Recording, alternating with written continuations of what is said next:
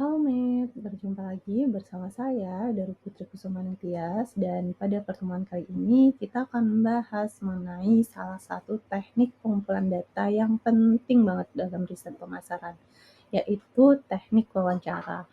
Kalau pada pertemuan sebelumnya kita sudah membahas survei yang bersifat terstruktur dan kuantitatif, maka wawancara ini bersifat lebih mendalam dan kualitatif karena tujuannya untuk memaknai makna di balik perilaku konsumen.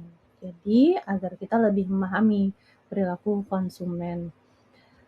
Wawancara ini digunakan dalam riset pemasaran untuk memahami motivasi, persepsi, pengalaman, dan juga pandangan konsumen terhadap suatu produk atau layanan. Teknik ini sangat penting terutama pada tahap eksplorasi riset. Ketika peneliti masih berusaha memahami fenomena sebelum membuat model atau hipotesis. Melalui wawancara, peneliti dapat menggali informasi yang tidak bisa dijelaskan hanya dengan sekedar angka saja.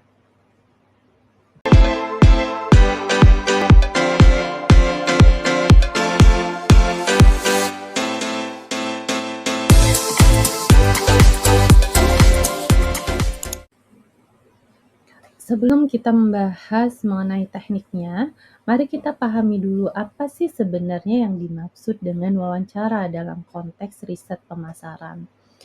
Wawancara adalah proses interaksi langsung antara peneliti atau pewawancara ya teman-teman, dan juga responden atau informan untuk mendapatkan data yang relevan dengan tujuan penelitian.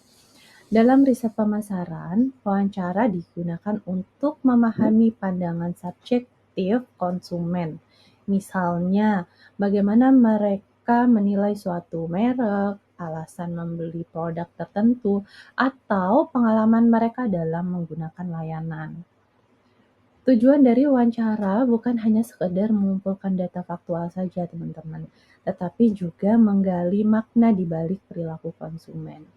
Sebagai contoh, peneliti bisa mewawancarai pengguna Wardah untuk memahami makna simbolik halal bagi mereka. Kemudian contoh kedua, wawancara ini bisa melakukan wawancara pelanggan Gojek untuk mengetahui alasan memilih Gojek dibandingkan Grab. Jadi, apa fungsi wawancara dalam riset pemasaran dan mengapa metode ini sering digunakan? Wawancara berfungsi untuk menggali motivasi dan juga persepsi konsumen. Sebagai contoh, pewawancara atau peneliti ini dapat memahami mengapa konsumen memilih merek lokal dibandingkan merek global. Yang kedua, fungsi dari wawancara adalah menemukan insight baru. Jadi, terkadang hasil wawancara ini menunjukkan hal-hal yang tidak terduga dan dari perspektif konsumen. Kemudian, untuk fungsi yang ketiga dari wawancara adalah untuk bisa menjadi dasar hipotesis kuantitatif. Jadi, hasil wawancara bisa kita gunakan untuk membuat pertanyaan survei pada tahap berikutnya. Dan yang terakhir, fungsi dari wawancara adalah untuk memvalidasi temuan riset lain. Misalnya, wawancara mendalam ini digunakan untuk menjelaskan hasil survei yang tidak konsisten.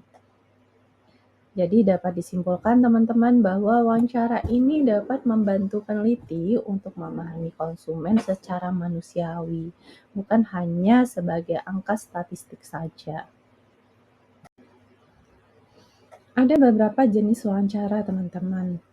Yang pertama ada wawancara terstruktur. Untuk wawancara terstruktur, pertanyaannya ini disusun sebelumnya dan urutannya tetap.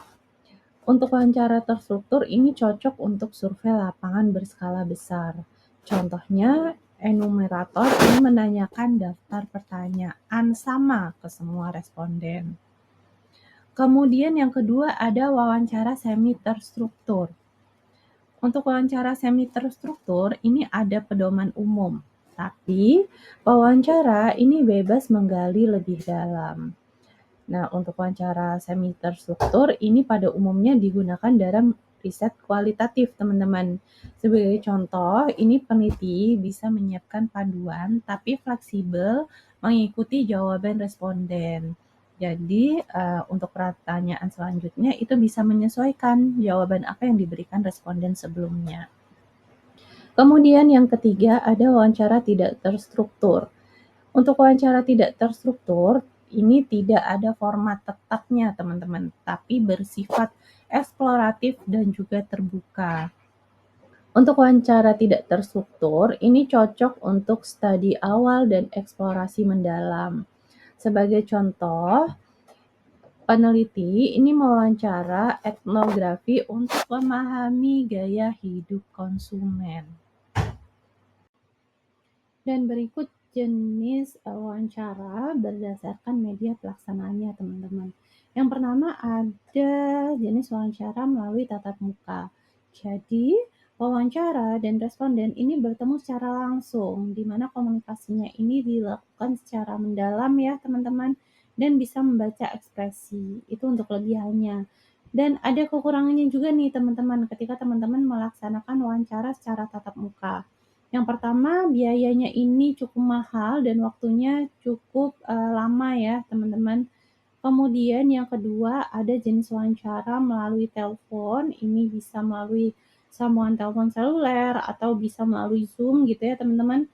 Untuk kelebihannya ini lebih praktis dan juga cepat dan efisien ya, teman-teman. Tapi kekurangannya interaksinya ini terbatas.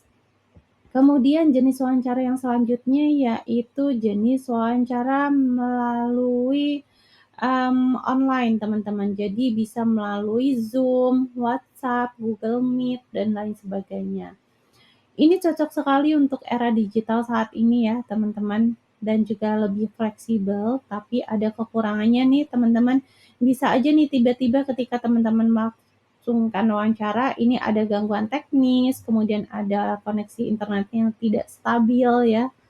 Kemudian yang keempat, ini ada metode wawancara melalui email. Jadi teman-teman bisa mengirimkan pertanyaan-pertanyaan yang teman-teman akan tanyakan dan nanti respondennya akan menjawab pertanyaan-pertanyaan yang sudah teman-teman kirimkan. Ini cocok untuk responden yang sibuk ya teman-teman, tapi kekurangannya adalah teman-teman tidak bisa mendapatkan jawaban itu sesegera mungkin dan jawabannya ini tidak spontan. Jadi nanti responden bisa mikir-mikir dulu nih sebelum menjawab gitu ya teman-teman. Selanjutnya berikut langkah-langkah dalam melakukan wawancara, teman-teman. Yang pertama, teman-teman silahkan tetapkan tujuan dari wawancara.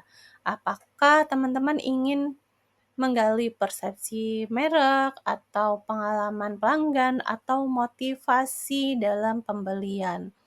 Kemudian setelah itu, teman-teman silahkan tentukan responden atau informan kunci. Ini bisa berdasarkan kriteria tertentu atau purposive sampling. Kemudian yang ketiga, teman-teman silakan susun pedoman wawancara.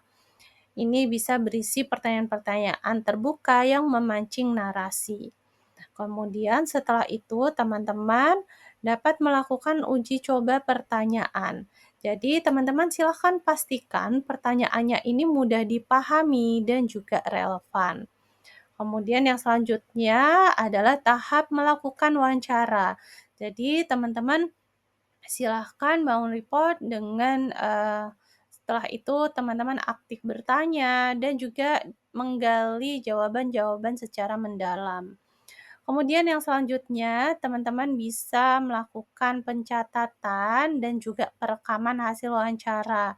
Ini tentunya dengan seizin responden. Teman-teman bisa menggunakan alat rekam ya, alat bantu rekam ataupun handphone. Setelah itu teman-teman transkripsi hasil wawancara dan juga kemudian dianalisis. Bisa menggunakan analisis NVivo atau aplikasi NVivo ya teman-teman, atau bisa juga menggunakan teknik coding manual. Ini ada beberapa contoh pedoman wawancara teman-teman mengenai persepsi konsumen terhadap produk lokal ramah lingkungan. Jadi teman-teman tentukan dulu tujuannya. Ini ada tujuan di sebelah kanan ya teman-teman. Jadi misal nih teman-teman mau menggali motivasi utama. Teman-teman membuat pertanyaan utama terkait dengan menggali motivasi utama. Teman-teman bisa menyesuaikan pertanyaannya. Di sini saya kasih contoh. Untuk pertanyaannya adalah, apa alasan Anda membeli produk lokal tertentu? Jadi diharapkan dengan teman-teman memberikan pertanyaan tersebut, teman-teman bisa menggali motivasi dari customer memilih produk lokal. Begitu juga seterusnya ya, teman-teman. Ketika melakukan wawancara, teman-teman harus memperhatikan etika dalam wawancara.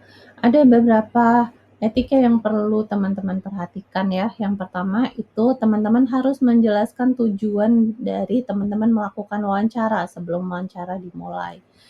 Setelah itu teman-teman silakan minta persetujuan ke responden. Apakah mereka setuju untuk diwawancarai atau tidak? Jika mereka tidak berkenan, ya sudah, silakan mencari responden lain.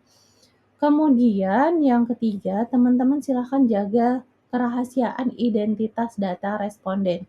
Jadi teman-teman tidak boleh mengeksplor nama, kemudian NIK dan lain sebagainya yang itu bersifat rahasia dan juga pribadi ya teman-teman. Kemudian yang keempat, ini hindari pertanyaan yang menyinggung atau tidak relevan. Yang keempat, hargai waktu responden dan tunjukkan empati.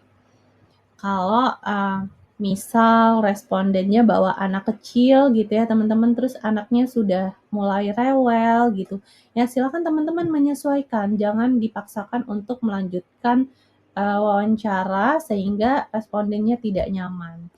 Kemudian yang terakhir, teman-teman silakan gunakan bahasa yang sopan dan juga netral. Berikut ada kelebihan dan kelemahan metode wawancara, teman-teman. Untuk kelebihannya, ini data lebih mendalam dan kontekstual. Kemudian, ketika kita melakukan wawancara, kita bisa dapat menangkap emosi dan juga ekspresi dari responden. Kemudian wawancara ini lebih fleksibel ya teman-teman dan bisa menggali topik yang tidak terduga juga. Kemudian yang terakhir, wawancara ini bisa membangun hubungan interpersonal yang baik dengan informan. Tapi ada beberapa kelemahan nih dalam metode wawancara, teman-teman. Yang pertama, kita itu membutuhkan waktu yang lama dan juga biaya yang cukup besar. Kemudian yang kedua, wawancara ini rentan terhadap bias pewawancara atau interviewer yang bias. Jadi yang ketiga ada kelemahan mengenai sulit digeneralisasikan karena sampelnya yang kecil teman-teman. Jadi ketika kita melakukan wawancara, riset pemasaran melalui wawancara, kita bisa menggunakan sampel yang kecil karena kita membutuhkan informasi yang dalam. Gitu. Sampelnya kecil tapi informasinya harus mendalam. Kemudian yang keempat, untuk kelemahannya adalah proses transkripsi dan analisisnya ini memakan waktu yang cukup lama, teman-teman, dibandingkan dengan metode survei. Ini ada beberapa contoh pengaplikasian wawancara dalam riset pemasaran. Yang pertama, ketika peneliti melakukan wawancara pengguna Gojek untuk memahami persepsi terhadap fitur GoPay. Atau yang kedua nih, kita melakukan wawancara dengan pemilik UMKM untuk memahami kendala digital marketing yang mereka hadapi. Kemudian yang ketiga, wawancara pelanggan Tokopedia untuk menggali alasan pindah ke Shopee. Dan ada contoh keempat nih teman-teman, kita bisa melakukan wawancara ke influencer lokal untuk memahami strategi kolaborasi merek. Dari pembahasan sebelumnya, dapat disimpulkan bahwa wawancara adalah alat penting riset kualitatif dalam memahami konsumen. Hasil wawancara memberikan makna dan konteks yang tidak bisa diperoleh dari survei. keberhasilan wawancara ini ditentukan oleh kualitas interaksi dan kemampuan peneliti menggali informasi. Sekian dari saya, jangan lupa like, share, and comment. Goodbye, Matt.